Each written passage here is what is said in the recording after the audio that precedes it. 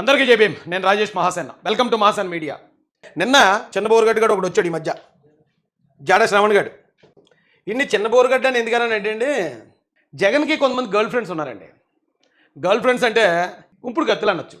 అలాగని ఆడవాళ్ళు అనుకోకండి, ఆడవాళ్ళు కాదు, మగోళ్ళే. ఏంటి వీళ్ళు ఎలాగ ఉంపుడు గత్తులు అయ్యారు రాజేష్, గర్ల్ ఫ్రెండ్స్ అలాగయ్యారని మీరు అడగొచ్చు. వీళ్ళు ఇప్పుడు జనరల్గా రాజకీయం అంటే ఎలా నడుస్తుందండి, నేను ఉన్నాను, రాజకీయ పార్టీ పెట్టుకున్నాను. రాజకీయ పార్టీ పెట్టినప్పుడు ఒకవేళ ఎవరితోన్నా పొత్తు పెట్టుకోవచ్చు. ఎలియన్స్, ఇప్పుడు ఎన్డీఏ ఎలియన్స్, ఇండియా ఎలియన్స్ అని ఉన్నాయి. అఫీషియల్గా పొత్తు పెట్టుకుని ఇక మీకు ఇన్ని సీట్లు, మాకు ఇన్ని సీట్లు, మేము మీకు సపోర్ట్ చేస్తాం, మీ ఓటింగ్ మాకు సపోర్ట్ చేయండి అని వెళ్తారు. ఇది వైఎస్ రాజశేఖర రెడ్డి గారు చేశారు, అలాగే మోడీ గారు చేశారు, కాంగ్రెస్ చేసింది, తెలుగుదేశం పార్టీ అందరూ చేస్తారు. ఇది ఆ పొత్తు అనేది అఫీషియల్ పొత్తు. అయితే ఈ అక్రమ సంబంధాలు అనేవి ఎలా ఉంటాయంటే, వీడు పార్టీ పెట్టాడు, బోరుగడ్డ అనిల్ గారు కూడా పార్టీ పెట్టాడు. అంటే పార్టీ పెట్టమంటే ఆడు రిపబ్లికన్ పార్టీ ఏదో చెప్పవడండి. వీళ్ళు వేరు వేరు పార్టీల్లో ఉంటారు. వీళ్ళకి వైఎస్ఆర్సీపీకి అఫీషియల్గా ఏ పొత్తు ఉండదు, అఫీషియల్గా సీట్లు కేటాయింపు ఉండదు, అఫీషియల్గా ఒకరికొకరు మద్దతు చేసుకోరు. కానీ ఇండైరెక్ట్గా వీళ్ళు వైఎస్ఆర్సీపీ కోసం పనిచేస్తూ ఉంటారు. అంటే ఆల్రెడీ వీళ్ళకి భర్త ఉన్నాడు, అంటే ఒక రాజకీయ పార్టీ ఉంది. కానీ వీళ్ళు ఏం చేస్తారంటే ఇంకొకరితో కలిసి తిరుగుతూ ఉంటారు వైసీపీతోటి. అప్పుడు బోరుగడ్డ గారు చేసింది అదే. ఆడు బాగా చదువుకున్నాడు, ఆడు ఎక్కడో లండన్లోనే ఎక్కడో ఎంబీఏ చేసి వచ్చాడు, అలాగే ఈడు బాగా చదువుకున్నాడు. కానీ వీళ్ళ అక్రమ సంబంధం, వీళ్ళు జగన్మోహన్ రెడ్డి ఉంపుడు గెత్తులు. అతను ఉంచుకున్నాడు వెళ్ళి. అంటే ట్రీట్ మీ లైక్ ఏ గర్ల్ ఫ్రెండ్, అది బయటికి చెప్పరు, బయటకు కనపడినవారు, సీక్రెట్గా జరుగుతూ ఉంటుంది. వీళ్ళకి కావాల్సిన అవసరాలన్నీ తీర్చేస్తుంటారు. వాళ్ళు గర్ల్ ఫ్రెండ్ ఎలా ట్రీట్ చేస్తారో చాలామంది తెలుసండి. ఆ టైప్ ఆఫ్ ఉంపుడు గెత్తులు వీళ్ళు. వీడు ఇప్పుడు వైసీపీ కోసం పనిచేస్తున్నాడు. మొన్నదాకా టీడీపీని ఏదో ట్రై చేశాడు, టీడీపీ పడలేదు. టీడీపీకి ఉంపుడు గతిగా ఉందాం అనుకున్నాడు. కానీ టీడీపీ మాకు ఉంపుడు గతులు కట్ట అవసరం లేదురా బాబు, మేము సంసార పక్షంగా బతికేవాళ్ళు, నడిచి నువ్వు అన్నారు. అందుకని వీడు ఇప్పుడు వైసీపీకి ఉంపుడు గతిగా ఉన్నాడు. ఓకే, అది కామన్గా ఎక్కడ జరిగేదే కాబట్టి, జరుగుతుంది కాబట్టి. ఇలాంటి అక్రమ సంబంధాలు ఇప్పుడు వైసీపీ వచ్చిన తర్వాతే మొదలయ్యాయి కాబట్టి సరే కానిద్దామండి. అయితే వీడు వీడియో మాట్లాడాడు. ఏం మాట్లాడాడండి ఇప్పుడు చూడండి, 8 మందో 10 మందో కూర్చున్నారు. ఒక్కళ్ళ ముఖంలో నెత్తురు చుక్క లేదు, ఒక్కళ్ళ ముఖంలో నవ్వు లేదు, ఒక్కళ్ళ ముఖంలో అధికారంలో ఉన్న భరోసా లేదు, ఒక్కళ్ళ ముఖంలో కూడా అరే మేము నిజాయితీగా ఉన్నాము, మేము నీతిగా ఉన్నాము అన్నటువంటి ఒక్కళ్ళ ముఖంలో అయినా సరే ఒక మంచి ఒక అట్మాస్ఫియర్ కనపడిందా? మొత్తానికి ఆ కూర్చున్న వాళ్ళ మొత్తం ముఖాల్లో చూస్తే నెత్తురు చుక్కలేదు ముఖం మీద. అన్నిటికంటే ముఖ్యంగా ప్రతి వాడి కళ్ళలో భయం, ఒక్కడి ఫేస్లో నవ్వలేదు. పెద్ద తప్పు చేసేప్పుడు మాత్రం మనిషిలో ఉంటాడు. రాష్ట్ర ప్రజలు గమనించండి, పెద్ద తప్పు చేసేటప్పుడు, ఒక అద్భుతం చేసేటప్పుడు అలా ఉంటాడని చెప్తాడు అక్కడ అల్లు అర్జున్. ఆ అద్భుతం అనేదాన్ని కట్ చేశారు. నిజమే, పెద్ద తప్పు చేసేటప్పుడు, ఒక అద్భుతం చేసేటప్పుడు అలా ఉంటారు. ఇక్కడ నిజంగా ఒక అద్భుతం జరగడానికి వాళ్ళందరూ ఏర్పాటై నిర్ణయం తీసుకున్న సందర్భం అది. అయితే ఒక్కడి ముఖంలో నవ్వులేదంటే నవ్వు ఎక్కడి నుంచి వస్తుందండి? ఒక పక్కన వెంకటేశ్వర స్వామి సంబంధించిన ఆలయంలో కల్తీ జరిగింది, భక్తుల మనోభావాలు గాయపడ్డాయి. ఈ సిబిఐ వచ్చి ఛార్జ్షీట్ వేసిన తర్వాత కూడా లేదు మా క్లీన్ చీట్ ఇచ్చారని దొంగలందరూ వాళ్ళు ప్రచారం చేసుకుంటూ మళ్ళీ వీళ్ళని దొంగతనాన్ని బయటికి తీసుకొచ్చిన వాళ్ళ మీద దొంగ అని ముద్రేస్తున్నారు. అది గతంలో వివేకానంద రెడ్డి గారు మాట్లాడినప్పుడు కూడా వీళ్ళు అలాగే మోసారు. ఇలాంటి దొంగ యాదవులు మనకి ప్రతిపక్షంగా ఉన్నప్పుడు ఈ రాష్ట్రానికి ఏ మేలు జరగనివ్వకుండా దేవుడు సొమ్ము కూడా 250 కోట్లు కొట్టేసి మళ్ళీ ఇలాంటి ఉంపుడు గత్తులు అందరినీ ఉపయోగించి మళ్ళీ మనల్ని తిట్టిస్తున్నారు అన్నప్పుడు నవ్వెందుకు వస్తుందరా లబ్బే రే జాడా, నవ్వెందుకు వస్తుందిరా?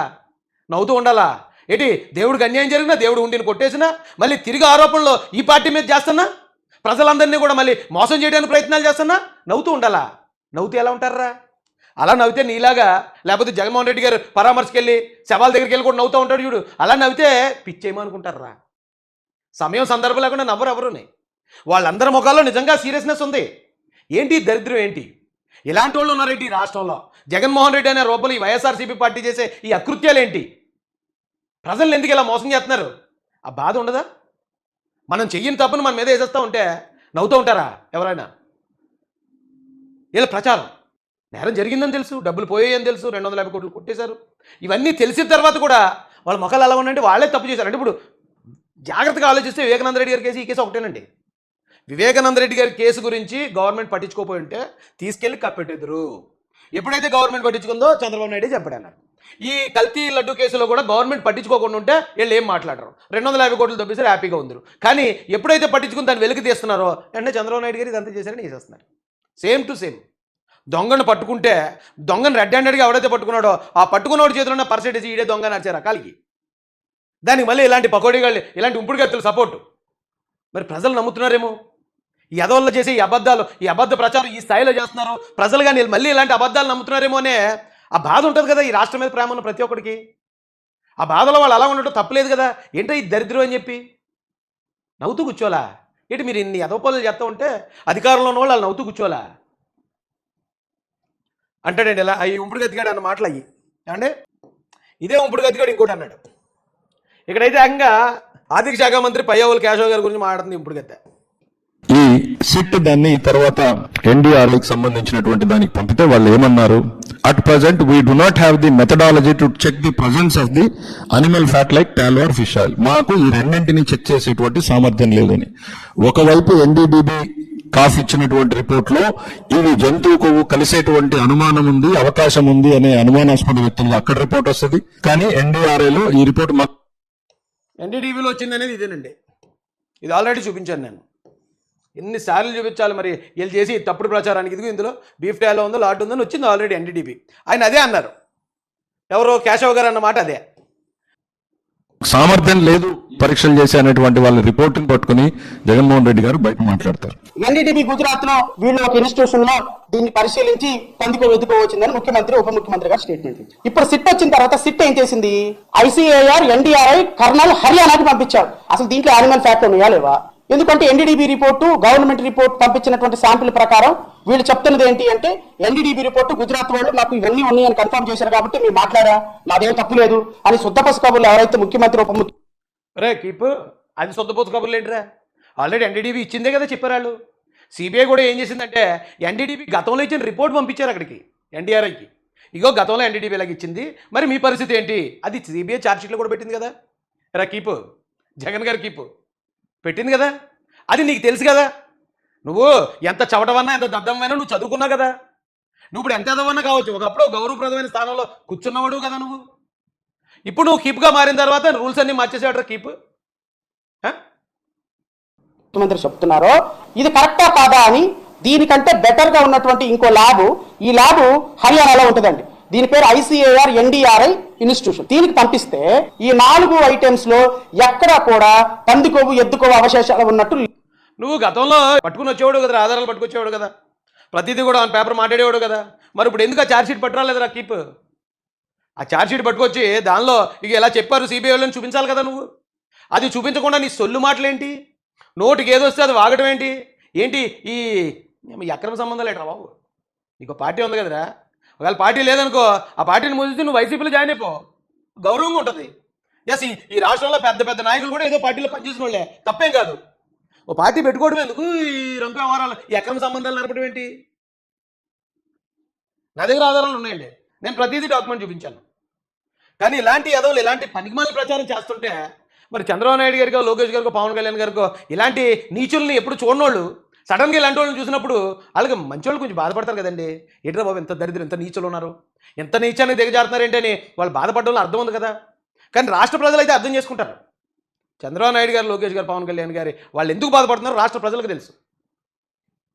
లేవు అని ఇచ్చారు. పయ్యావుల కేశవ్ గారు చెప్తారు, హర్యానాలో ఉన్నటువంటి టెస్ట్ చేసేటువంటి దానికి ఈ పంది కొవ్వు ఎద్దు కొవ్వు కలిసింది అని చెప్పే టెస్ట్ చేసే ల్యాబొరేటరీకి ప్రాపర్ ఎక్విప్మెంట్ లేని కారణంగా వాళ్ళు అలాంటి రిపోర్ట్లు ఇచ్చారని గౌరవ ఫైనాన్స్ మినిస్టర్ ఈరోజు ప్రజలకు అబద్ధాలు చెప్పే ప్రయత్నం చేశారు. నేను ఊరికి అది అబద్ధం అంటాడండి వీడు. ఇది డైరెక్ట్గా ఆ ఛార్జ్షీట్లో ఉన్నదే. ఛార్జ్షీట్లో వేసిన పేజీలో 35వ పేజీలో ఉంది.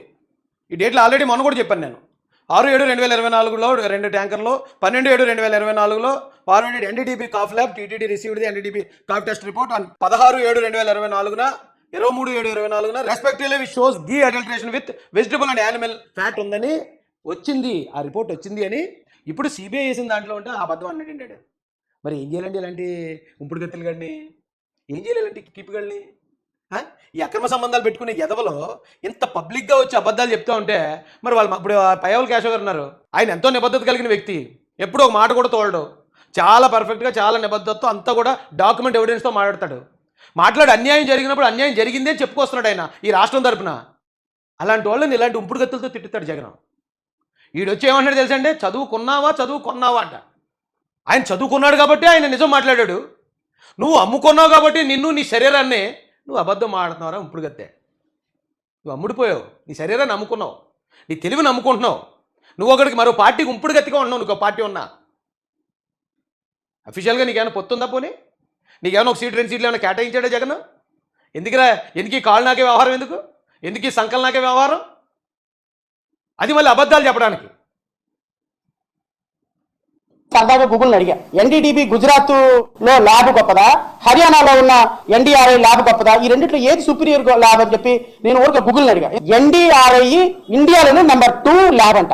అంటే సిట్ వెరిఫై చేయమని ఈ శాంపిల్స్ గూగుల్లో ఒకవేళ ఎవడేది పెట్టినా గూగుల్లో ఉంటుంది, కొన్ని నిజాలు కూడా ఉంటాయి, నేను కాదని అంటలే. కానీ ఇటు గూగుల్ని అడగడం ఏంటి? సిబిఐ ఛార్జ్షీట్ ఎదురుగా ఉండగా సిబిఐ ఛార్జ్షీట్ని అడిగితే చెప్తుంది కదా. గూగుల్ని అడగడం ఏంటి, యూట్యూబ్ని అడగడం ఏంటి, ట్విట్టర్ని అడగడం ఏంటి? అసలు దీనికి సంబంధం ఉందండి ఏమన్నా?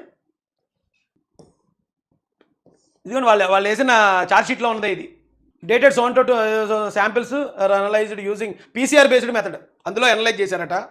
ఇక్కడ ఏమన్నాడు, but not detected lord in any of the 4 samples. అంటే మాకు లార్డ్ కనపడలేదన్నాడు, నిజమే, పందికో కనపడలేదు అన్నాడు. కానీ వాడే ఇక్కడ ఏమన్నాడండి, ఇక్కడ చూడండి, లిమిట్ డిటెక్షన్ ఎల్ఓడి 10% పైన ఉంటేనే మేము చేయగలం. ఒక 100 గ్రాములు ఉన్న దగ్గర ఒక 10 గ్రాముల కన్నా ఎక్కువ కలిస్తేనే కల్తీ వాళ్ళు కనిపెట్టగలరట. ఇక లిమిట్ అది క్లియర్గా ఇచ్చాడండి.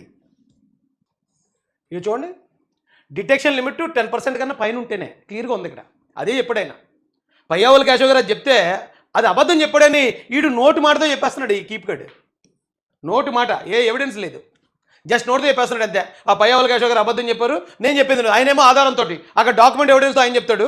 ఈ బోగ్గడు వచ్చి ఏమి లేకుండా నోటితో చెప్పేస్తున్నాడు అది అబద్ధం అని. మరి ఇలాంటి ఎదవలు ఉన్నప్పుడు బాధపడతారు కదండి.